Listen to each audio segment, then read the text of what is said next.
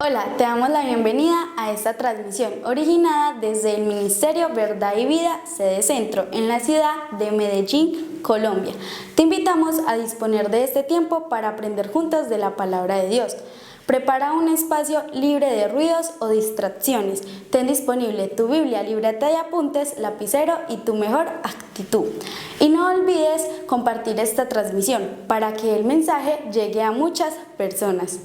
Encuéntranos en Facebook y YouTube. Activa la campanita de notificaciones para que estés enterado de cada una de nuestras publicaciones, que creemos será de mucha edificación para tu vida. Dios te bendiga. Así que bienvenidos todos a través de nuestras redes sociales, Ministerio de Verdad y Vida Centro, y a través de Verdad y Vida Radio. Primera carta a los Corintios, capítulo 8, versículos 1 hasta el 13. Primera carta a los Corintios, capítulo 8, del 1 hasta el 13. Dice: en cuanto a lo sacrificado a los ídolos, sabemos que todos tenemos conocimiento. El conocimiento envanece, pero el amor edifica. Y si alguno se imagina que sabe algo, aún no sabe nada como debe saberlo. Pero si alguno ama a Dios, es conocido por él. Acerca pues de las viandas que se sacrifican a los ídolos, sabemos que un ídolo nada es en el mundo y que no hay más que un Dios. Pues aunque haya algunos que se llaman dioses, sea en el cielo o en la tierra, como hay muchos dioses y muchos señores, para nosotros, sin embargo, solo hay un Dios, el Padre, del cual proceden todas las cosas y nosotros somos para Él. Y un Señor, Jesucristo, por medio del cual son todas las cosas y nosotros por medio de Él. Pero no en todos hay este conocimiento, porque algunos, habituados hasta aquí a los ídolos, comen como sacrificado a ídolos, y su conciencia, siendo débil, se contamina. Si bien la vianda no nos hace más aceptos ante Dios, pues ni porque comamos seremos más, ni porque no comamos seremos menos. Pero mirad que esta libertad vuestra no venga a ser tropezadero para los débiles. Porque si alguno te ve a ti que tienes conocimiento sentado a la mesa en un lugar de ídolos, la conciencia de aquel que es débil no será estimulada a comer de lo sacrificado a los ídolos. Y por el conocimiento tuyo se perderá el hermano débil por quien Cristo murió. De esta manera, pues, pecando contra los hermanos e hiriendo su débil conocimiento contra Cristo, pecáis. Por lo cual, si la comida le es a mi hermano ocasión de caer, no comeré carne jamás para no poner tropiezo a mi hermano. Ok, esta palabra nos pone en aprieto, porque es que de todas maneras yo siendo cristiano, conociendo de la palabra del Señor, ya yo sé que no puedo hacer un montón de cosas y puedo hacer otras. Tengo toda la libertad del caso. Así que, ¿qué debo hacer? Pregúntese, ¿qué debo de hacer? ¿Qué debo hacer? Pregúntese, ¿qué debo hacer? Y es lo que trataremos de mirar. Aquí nos habla de algo y es de la madurez espiritual. La madurez espiritual de un creyente, de todos nosotros, los que estamos en Cristo, se pone a prueba en las situaciones que son ambiguas o que son dudosas. En muchas iglesias, como la nuestra, la de Cristo, la Iglesia Universal de Cristo, no sé si en esta es la Iglesia General de Cristo, hay muchos legalistas, la presencia de muchos legalistas que tienen un listado de pecados favoritos y andan con esa lista revelando la falta de amor y la inmadurez espiritual que tienen en la iglesia. Una lista grandísima de que no coma, no beba, no mire, no vaya, no haga, que eso es pecado. Tiene una lista favorita de todo eso y está observando con una lupa a todos los hermanos de la iglesia y al pastor para señalar. Pero es una lista que a él le parece y a ella le parece que es una lista de pecados y son sus pecados favoritos. Eso está revelando falta de amor e inmadurez espiritual. La iglesia de Corinto, a pesar de poseer todos los dones, porque los tenía todos, era conocida por algo, por su desamor y por la falta de madurez espiritual. Y el dilema, ese dilema que resonaba o que suena ya en ese momento, resuena hoy aquí en la iglesia de Cristo, la Iglesia Universal de Cristo, o esta iglesia, la Iglesia Ministerio Verdad y Vida. También resuena eso que allá sonaba, que era desamor e inmadurez espiritual. Y lo vamos a ver. Entonces, la cuestión central del mensaje o de lo que hoy quiero hablar con ustedes es cómo nosotros discernimos entre lo que es correcto y lo incorrecto, para mostrar la madurez o la inmadurez de cada uno de nosotros en el mundo espiritual. Esa es la idea. Usted se va a confrontar si es maduro o si es una persona inmadura.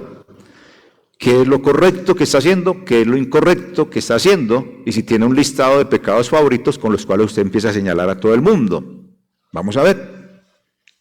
Así que hoy, en la actualidad, al igual que en la iglesia de Corinto, la afirmación de esta frase que es muy, muy actual, y dígame si usted alguna vez no la ha dicho, dígame si de pronto alguna vez usted no la ha dicho, sobre todo en este tiempo tan moderno: voy a hacer valer mis derechos. ¿No lo ha dicho en alguna ocasión usted? No, no es que yo voy a hacer valer mis derechos, es que voy a hacer valer mis derechos. Ah, bueno, sí, eso está bien. Esa afirmación también la tenían en la iglesia de Corinto. Voy a hacer valer mis derechos. Estoy aquí suponiendo eso, ¿cierto?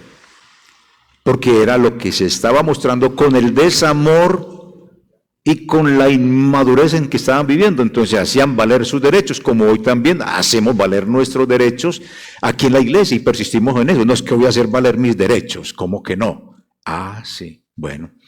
Sin embargo, la respuesta de Pablo es una respuesta que desafía esa frase: voy a hacer valer mis derechos. Esa frase tiene una connotación más humanista.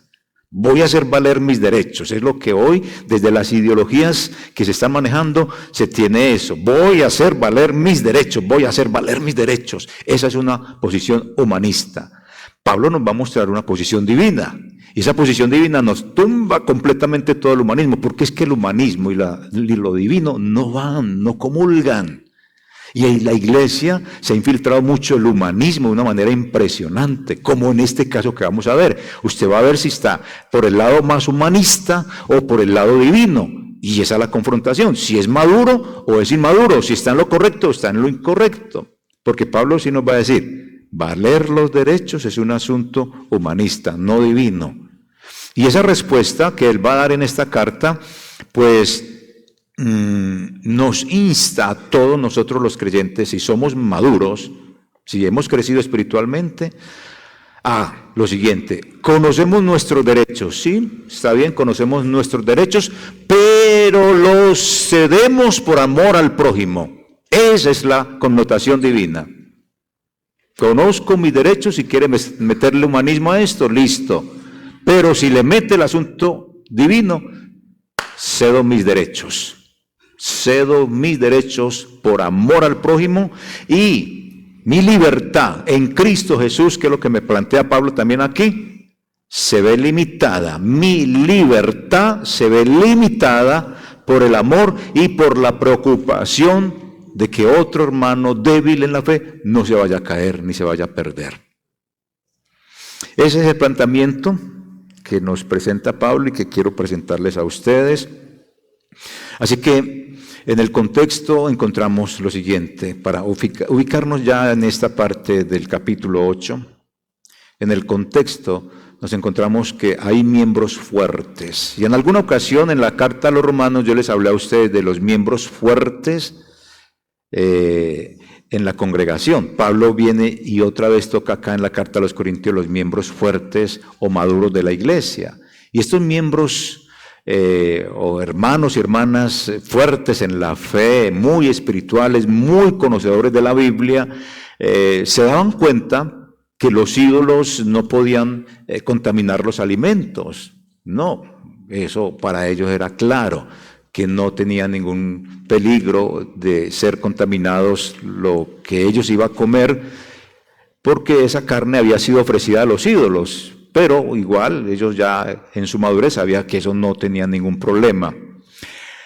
Y los inmaduros, los que no habían crecido espiritualmente, entonces no podían entender por qué estos creyentes hacían eso y se comían esa carne sacrificada a los ídolos, y eso los atormentaba y los tenían en una situación difícil y estaban débiles en eso, y entonces mantenían en pullas ahí con los fuertes y los fuertes con los débiles.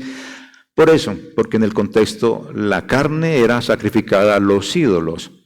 Pero ya los maduros en la iglesia, como muchos de los que estamos acá, pues sabemos que eso no nos va a contaminar el alma, no nos va a contaminar el espíritu, ni nada de ese cuento.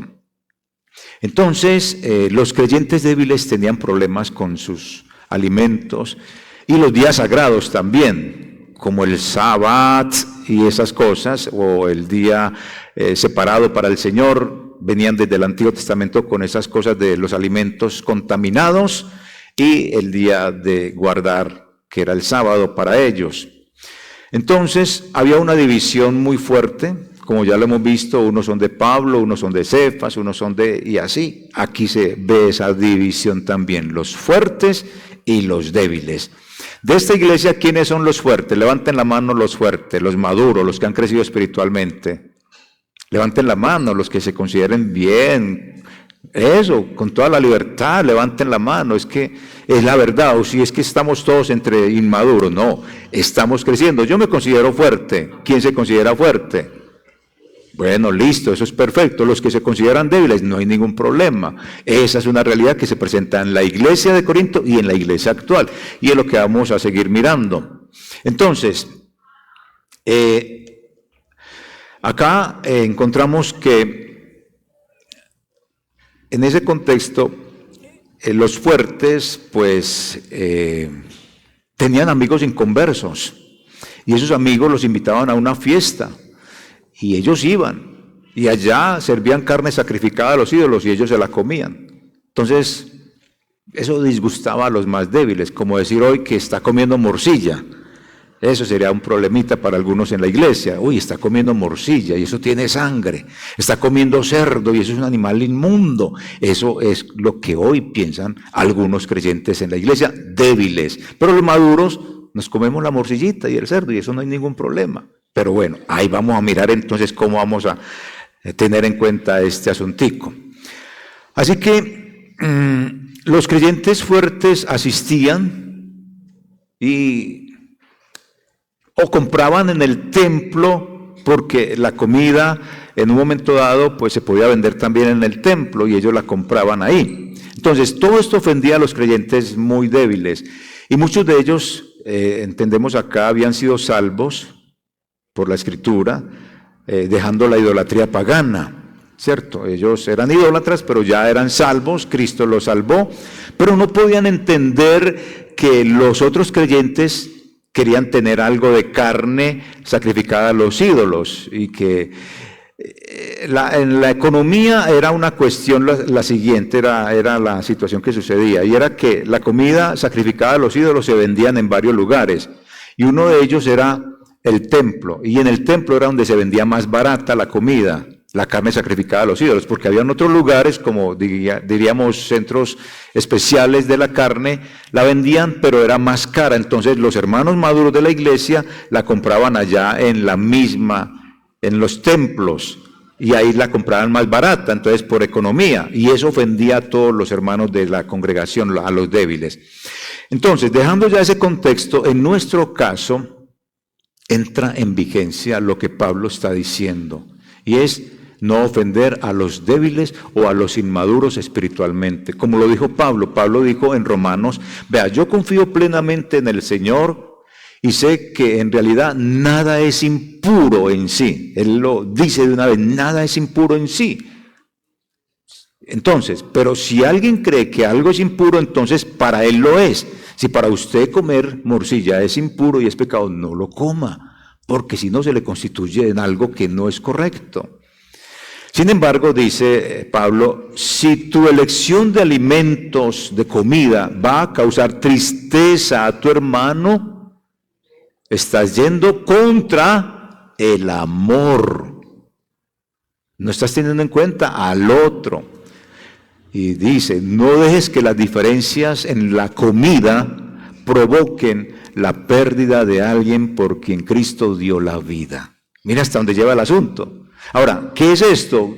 Que perdió la vida, entonces es hermano débil y se condena porque está furioso con usted porque está haciendo algo que él en su listado tiene una cantidad de pecados favoritos, y vamos a ver qué son los pecados favoritos más adelante, y se ofende porque lo ve comiendo a usted morcillita, se ofendió porque lo vio fumando, se ofendió y se va a condenar porque lo vio por ahí que tomó un licor en alguna ocasión de su vida. Entonces, ahí es donde nos encontramos eso. ¿Se va a condenar? No. No se trata de que el hermano más débil pierda su salvación, no. Más bien, el hermano, y es ahí donde nos habla a nosotros, a los fuertes, el hermano más fuerte tiene la responsabilidad de evitar herir la conciencia de ese hermano que es más débil. Entonces, si a él le ofende que yo coma morcilla, si a él le ofende que en un momento dado me tome una copa, entonces yo no lo hago para evitar ese problema, para evitar esa circunstancia. Entonces, inducir a otro creyente al pecado o afectar su conciencia, su forma de pensar, constituye en última instancia un pecado contra Cristo. Porque es que todos los pecados apuntan es contra Cristo. Si usted adulteró con una persona, pero ofendió fue a Cristo. Si usted miente, le mintió a una persona, pero ofendió fue a Cristo, peca es contra Cristo. Entonces, si yo no tengo consideración con ese hermano débil, que me saca un listado de pecados favoritos en mi vida y me dice, no como morcilla porque es pecado, y yo lo hago, yo estoy en contra del amor, estoy haciendo valer mis derechos, estoy en la parte humanista y no estoy en la parte divina. Y él dice, mejor que no lo haga, es mejor que no lo haga, porque a la final usted peca es contra Cristo. ¿Ya? Entonces, en el momento de escribir Pablo esta carta, parece que muchos ya no creían en esas deidades, en esos ídolos, pero continuaban participando en la fiesta, y como les dije ahorita, en esas fiestas y comían en los restaurantes del templo por motivos sociales. O podía darse el caso de que un cristiano pues recibiera una invitación a cenar en la casa de un amigo incrédulo, y en ese caso es probable que le sirviera carne sacrificada a los ídolos, y entonces había hermanos que se ofendían por eso. Entonces, muchos de nosotros hemos sido invitados o debemos de asistir a reuniones sociales de gente que no es cristiana, de gente que es católica, de gente que tiene unas prácticas distintas a las nuestras. Entonces, ¿qué vamos a hacer en ese caso? Cuando lo invitan a una primera comunión de un sobrino, cuando le dicen que sea el padrino, la madrina del bautismo de un hijo, de un sobrino, de alguien muy querido de toda su familia y es católico, y entonces ¿usted qué va a hacer? No, es que yo soy cristiano evangélico y no voy a ir. No. Como en estos días que murió alguien y la persona de acá es cristiana, netamente cristiana, y entonces, cuando llegan a la iglesia católica, esa mujer se para y dice, yo no voy a entrar a la iglesia católica, eso está lleno de ídolos, yo no me voy a contaminar. Más o menos estoy exagerando, creo que es así, ¿cierto? Porque me llamaron y me dijeron, mire, llámese a esta persona que no quiere entrar a la iglesia, y eso no es correcto. La llamo, ella ve la llamada y dice, me llamó el pastor, ya sé lo que me va a decir. Y me contesta y le digo, ¿qué niña? ¿Usted qué le pasa? Usted no es cristiana. Entre, esté allá, escuche, participe, porque después usted va a tener la oportunidad de predicarles el evangelio. Y entró, y cuando terminó toda la ceremonia y ya hicieron el entierro, llegaron a la casa, se paró y dijo, ¿me permiten un momento? Les hablo de la palabra. Y todo el mundo le permitió. Si ella hubiera negado entrar allí a la iglesia católica, nadie lo hubiera escuchado. Dio el testimonio, habló de Cristo, algunos hicieron la oración de fe. Entonces sirve más irse por el camino del amor que irse en contra del amor. Todas estas cosas nos suceden. ¿Qué hacer entonces en todos estos casos semejantes que se nos presentan? ¿Qué debo hacer? ¿Qué debo de hacer? Hermanos, navegar la delicada línea de la libertad cristiana. Navegar la delicada línea de la libertad cristiana. En ese contexto de adoración pagana en Roma, pues como les he dicho, la carne ofrecida a los ídolos generaba esos debates entre los cristianos. Pero recordemos algo de la instrucción del Espíritu Santo en el libro de Hechos, allí en el Concilio de Jerusalén. ¿Se acuerdan de ese consejo que da el Espíritu Santo allá para la participación de esas prácticas paganas? Porque los paganos comían sangre, es decir, la carne con sangre prácticamente. Y si uno va a hacer el análisis en la actualidad, usted va y compra la carne en esas carnicerías donde las venden empacadas al vacío. Rompa la bolsita y ¿qué le chorrea? Sangre, usted está comiendo sangre. Y la carne pigmentada con ese color rojo, pues contiene sangre. Entonces a la final siempre comemos sangre. En el Concilio de Jerusalén había ese problemita también, que no querían los cristianos que los no cristianos llegaran como si nada. No, querían judaizarlos y entonces que no comieran sangre.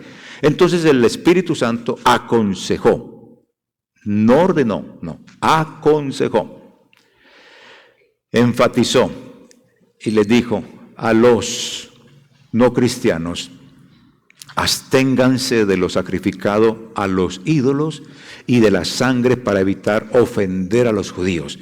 Fue un consejo, no una orden, con el sentido de no ofender a esos judíos que venían con esta práctica. Ellos la tenían, no había ningún problema, pero les digo, venga, por amor, sencillamente, no lo hagan para que no los ofendan, pero no dio ninguna orden en ese sentido, porque es que muchos cristianos dicen, sí es la orden de no comer esa sangre. No, Jesús en el Nuevo Testamento hizo limpios todos los alimentos. Pablo dice acá, no hay ninguna cosa impura, ya eso está ratificado en la Escritura. En el Antiguo Testamento se prohibió el consumo de sangre de animales, sí. Hoy algunos en la iglesia con ese listado de pecados favoritos dicen no se puede comer sangre. Bueno, sí, ¿quién va a comer pues sangre? Pero la carne tiene sangre de todas maneras. Hoy entonces en la iglesia algunos hermanos de estos débiles argumentan esto, y esto implica muchos asuntos, como por ejemplo no comer la morcilla. ¿Qué más pudiéramos decir sobre este asunto? ¿Alguien me puede dar algún ejemplo? Si me lo puede dar, me dice. Pero lo que se debe saber es que en esa época cuando se prohíbe comer la sangre en el Antiguo Testamento, en esa época, ¿por qué se prohibió? Porque los paganos solían consumir sangre como parte de sus rituales de adoración a sus dioses y para obtener poder. El sentido era ese. Adorar a sus ídolos y obtener poder. Ese era el trasfondo del asunto, por eso Dios lo prohibió, porque los israelitas inmediatamente copiaban todo lo malo. Entonces, esta prohibición era significativa también por dos razones. Una, primero, se prohibía comer sangre. ¿Por qué? Porque dice el texto, la vida de la carne está en la sangre. Entonces, la sangre aquí toma un simbolismo. La sangre simbolizaba visualmente el don de la vida que Dios le otorgaba a todas las criaturas, incluyéndonos a nosotros. La sangre es símbolo de la vida. Entonces, cuando un animal pierde su sangre, muere. O cuando un ser humano se desangra, pues muere si no es atendido rápidamente. Entonces, esa es una razón. La sangre es símbolo de la vida. Y la segunda razón es la más poderosa, y es que detrás de la ley contra el consumo de la sangre era que el Señor había destinado la vida de los animales para expiar por su pueblo, en esos sacrificios de sangre, expiar el pecado de la gente, de los que ofrecían ese sacrificio. Entonces la sangre de los animales se consideraba un sustituto de la vida del hombre pecador y la dedicaba a Dios y el Señor le quitaba, le cubría su pecado. No se lo quitaba, sino que le cubría su pecado. Esa razón, y la más poderosa de todo esto era que la sangre de los animales prefiguraba la obra sustitutiva de Cristo.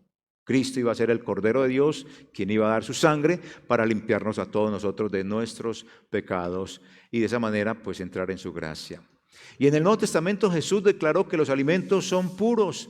Pablo dice, yo sé y confío en el Señor Jesús que nada es impuro en sí mismo. Entonces, esta enseñanza marcó un cambio precisamente en la perspectiva de la pureza de los alimentos. Entonces, del hermano en la iglesia que tenga ese listado, entendamos que es un hermano débil. Es un hermano que no ha madurado y que debemos de comprenderlo porque eso es lo que nos dice a nosotros los maduros. Comprendamos a ese hermano. Entonces, la Biblia nos libera de esa cuestión de alimentos. Podemos comer todos los alimentos que querramos, pero si hay un hermano que tiene ese listado, entendámoslo y ayudémosle en ese sentido. El problema actual se asemeja al de Corinto en nuestra iglesia.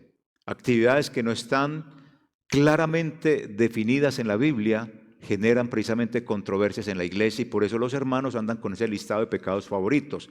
¿Por qué digo yo que son pecados favoritos? Porque son pecados que no están aquí, como les acabo de decir, o más que pecados, son actividades o prácticas que no están claramente definidas en la Biblia. Y al no estar claramente definidas en la Biblia, entonces los débiles y los maduros manejamos esa situación de ese listado así. Entonces, por ejemplo, si nos reunimos, digámoslo así, un grupo de cristianos para decidir acerca de cuáles actividades son dudosas o ambiguas en la iglesia, encontraríamos diferencias. En este mismo grupo al que les estoy predicando y a los que me están viendo y escuchando, encontraríamos diferencias sobre varios asunticos en cuanto a la opinión, porque esas actividades o esas acciones no están en la Biblia específicamente, y al no estar específicamente, pues hacen parte del listado de los pecados favoritos de los débiles, contra los cuales los maduros nos vamos muchas veces. Entonces, ¿qué? Vamos a poner el siguiente ejemplo de esta iglesia y de toda la iglesia del Señor sobre estos asuntos. Por ejemplo, ¿qué decimos a un creyente que antes de convertirse jugaba fútbol todos los días, pero que lo dejó para dedicar su vida al Señor y ahora se ofende cuando algunos hermanos quieren jugar fútbol el domingo por la tarde? Eso es pecado para algunos. Ya en esta iglesia no, porque en la tarde muchos salen a jugar fútbol y hay torneo de fútbol en travesía masculina también. Pero cuando yo llegué a mi iglesia, eso no era bueno, era pecado. Era pecado tener libros que no fueran cristianos. Y me arrepiento porque regalé todos esos libros y hoy para volver a conseguirlos. Pero era pecado tener libros diferentes a la Biblia. Los que me decían cuando yo llegué a la iglesia que ir al estadio era pecado, hoy los veo en el estadio y eran cristianos en ese momento. Los veo en el estadio y compra abonados. ¿Es que se dice? Hay el abono. Allá están en el estadio. Y yo, ¿pero esto qué? Se dañó toda la estructura mental que tenía. Pongamos el siguiente ejemplo. O la persona que antes trabajaba en un casino y ahora se enoja porque ve a un grupo de hermanos que quiere jugar naipes, parqués, dominó y con plática ahí. Y se enoja. ¿Ah? ¿Eso está en la Biblia? No está en la Biblia. Entonces se vuelve en un listado de pecados favoritos o actividades favoritas con las cuales él anda restregándole eso a todo el mundo en la iglesia. Una persona que juega bolos en un lugar donde vendían mucho licor y pues todo el mundo de la inmoralidad, y no puede comprender que los hijos de Dios lo practiquen porque lo relaciona con su experiencia pasada, porque todo lo malo que le pasó, entonces lo está relacionando con todos los otros hermanos que en la iglesia juegan bolos, pero lo hacen bien. Y entonces para ella o para él eso es un pecado y tiene su lista de actividades pecaminosas. ¿Los hay en la iglesia o no los hay? Sí, los tenemos entre nosotros, están sentados acá. Un ex alcohólico lucha para que otros no asistan a fiestas donde se sirven bebidas y no puede comprender que vayan a ellas. A nosotros nos invitan a fiestas donde uno tiene que ir por acciones sociales y donde donde se ve licor, donde hay música. ¿Qué vamos a hacer entonces? Y son compromisos sociales y son compromisos familiares. ¿Qué hacemos? Entonces, no voy a ir, no voy a ir. Tiene que medir toda la situación, hermano amado. Otras personas libradas de la tentación sexual provocadas por los bailes modernos, no puede admitir que los hermanos no tengan problema en ese aspecto y se la pasan toda la vida advirtiéndoles acerca de los peligros que encierra toda clase de música y satanizan toda la música y viven así toda la vida con ese listado de pecados favoritos. Entonces, cuando nos encontramos con un creyente que antes de su conversión solía disfrutar de todas estas actividades recreativas como el fútbol, el juego de naipes, parqués, dominó con platica ahí, o la asistencia a eventos donde se servían bebidas alcohólicas, se escuchaba música de parranda, de despecho, bailable y todo eso, y ahora se siente incómodo o incluso ofendido por la participación de otros hermanos en dichas actividades, es importante entonces que abordemos ese tema con respeto y con orden. Entonces, ¿cuál sería el consejo? Es comprensible que la transformación espiritual pueda influir en todo lo que son las preferencias y los valores de cada uno de nosotros. Es decir, llegamos a la palabra y la palabra nos va a empezar a transformar muchas de estas actividades, muchos de estos gustos y quizá, y lo más probable es que nos lleve a alejarnos de esas prácticas en un momento dado, porque son incompatibles con nuestra fe. Lo hemos vivido, lo hemos experimentado, ¿cierto que sí? Ok. Sin embargo, es crucial recordar algo, y es que cada persona, cada hermano vive su relación con Dios de manera única, exclusiva, y lo que puede ser la fuente de tentación o de conflicto para uno, puede no serlo para el otro. Entonces, por favor, no generalicemos. Por eso la lista de pecados favoritos o prácticas favoritas no es una lista que esté en la Escritura. Y por eso es ambiguo o dudoso. Y ahí es donde están los hermanos débiles. Pero los fuertes tenemos que entrar aquí, en esa parte. En lugar de imponer juicios o en lugar de imponer limitaciones a los demás, es beneficioso, hermanos amados, fomentar, digamos, el diálogo abierto, un diálogo compasivo. Es esencial que reconozcamos que las experiencias y las luchas personales varían.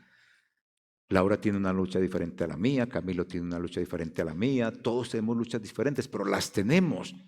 Y son experiencias que podemos vivirlas transformándonos o siendo transformados por la palabra de Dios. Entonces, en vez de enojarse o emitir advertencias constantes, se puede buscar la comprensión mutua, compartiendo historias personales de las transformaciones que hemos vivido. Yo viví esto y este es mi crecimiento espiritual.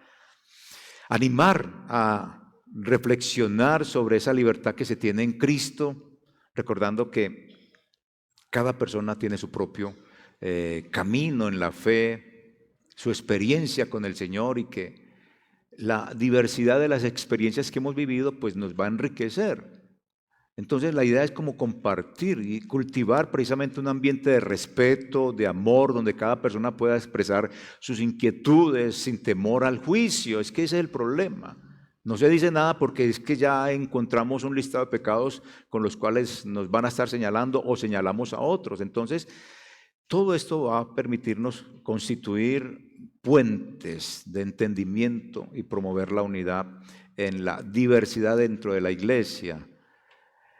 Entonces,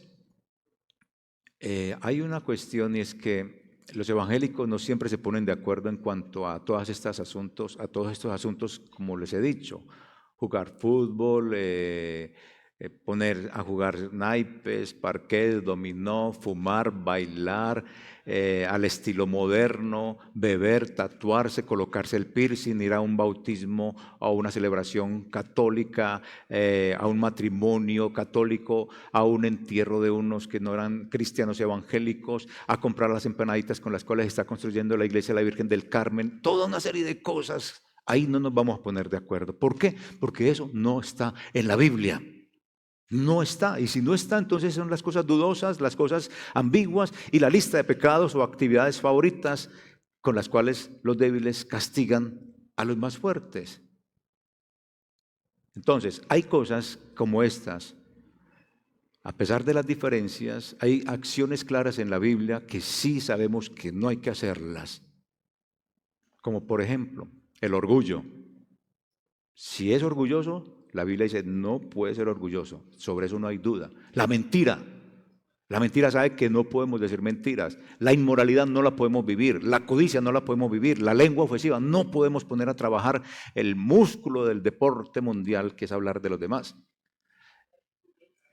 Eso está explícito en la Biblia, pero comprar las empanaditas que contribuyen a la construcción de X o Y, que ir al entierro del hermano, del papá que era católico y yo soy evangélico, ¿cómo voy a entrar a ese lugar de ídolos? Eso no nos lo dice la Biblia. Entonces es poner en consenso todo esto. Entonces no podemos alimentar a la fuerza a los creyentes inmaduros y así transformarlos en gigantes de la fe. No, no podemos. El conocimiento debe de ir, lo que usted conozca como persona madura y espiritual debe de ir mezclado con amor. Si no va mezclado con amor no sirve. De lo contrario, aquí lo que vamos a encontrar, si los que conocemos de la Escritura un poco más, y déjeme que no es solo conocer al Señor,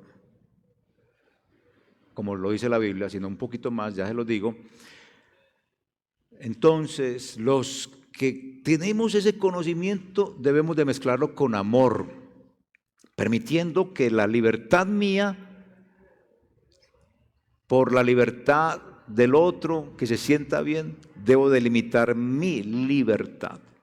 Entonces, porque si el conocimiento no va mezclado con el amor, entonces los santos de la iglesia terminarán con la cabeza hinchada en lugar de un corazón grande. Y como dijo alguien, algunos creyentes crecen, otros solo se hinchan.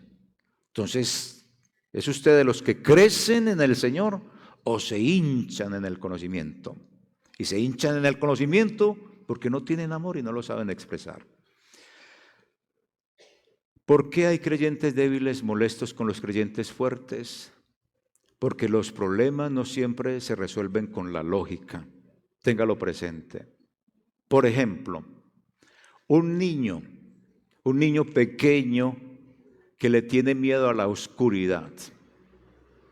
Un niño que le tiene miedo, que es pequeño y le tiene miedo a la oscuridad, no se va a sentir seguro con explicaciones, especialmente si el adulto, si en este caso el hermano mayor de la iglesia, adopta una actitud de superioridad. Pero es que te da miedo la oscuridad. Eso no, nada. ¿Qué cuento? Ahí no hay nada.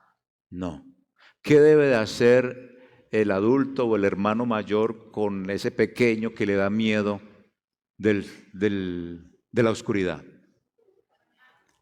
Abrazarlo, explicarle y acompañarlo siempre hasta que él entienda que eso no trae ningún problema. Hasta que él se comprenda que eso no tiene ninguna dificultad en su vida. Es lo mismo en la iglesia, hermanos amados. El conocimiento puede ser un arma para pelear o una herramienta para construir. ¿Cómo está usando usted ese conocimiento de Dios? Todo depende de cómo usted lo use. Si se envanece, entonces no va a edificar. Y una actitud de sábelo todo, porque en la iglesia existen los sábelo todos, es solo evidencia de ignorancia, no lo sabe, es ignorante. La persona que realmente conoce la verdad solo es consciente de la cantidad de cosas que no sabe. Escúchemelo, por favor. La persona que realmente conoce la verdad solo es consciente de la cantidad de cosas que no sabe. Una cosa es conocer doctrina y otra muy diferente es conocer a Dios. A eso iba. Usted puede conocer mucho de Dios, de la Biblia, pero si no tiene relación con Dios, no tiene nada. No tiene nada. Y es posible crecer en el conocimiento de la Biblia, de la doctrina, de la teología, y aún así no crecer en esa relación con el Señor. De eso existe en la Biblia, en la Escritura, en la vida, mucha gente. Entonces, ojo con eso. Así que la prueba es el amor por el cual debemos de pasar nuestro conocimiento. Porque conocimiento sin amor es brutalidad. Incline su cabeza y oremos al Señor en esta mañana. Padre, gracias por permitirnos hablar de tu palabra. Gracias, Señor, porque con esta palabra tú me enseñas, Señor, a que el conocimiento lo debo de poner en práctica con el amor y el acompañamiento que todos merecen. Algunas prácticas, como hemos visto, son neutrales porque no están en la Biblia. Otras son claramente condenadas o recomendadas en la Escritura. Por eso, Señor, como iglesia, ayúdanos a buscar y a discernir sabiamente, evitando divisiones por disputas secundarias y centrándonos en lo que es la obediencia a tu palabra, Señor. Y piensa y responde esto. ¿Por qué es tan importante que su conocimiento de la Biblia vaya acompañado de amor hacia los demás? Piénselo. ¿Por qué es importante que lo que usted conoce de Dios vaya acompañado de amor? Y piense, si Jesús murió por la persona con una conciencia débil, ¿cómo deberíamos ver a esa persona si Jesús fue capaz de morir por esa persona débil o inmadura? Usted y yo que somos maduros, ¿cómo debemos de ver a esa persona? Si Cristo dio la vida por ella y dio también la vida por nosotros, ¿cómo debemos de relacionarnos con esa persona? Y pregúntese finalmente,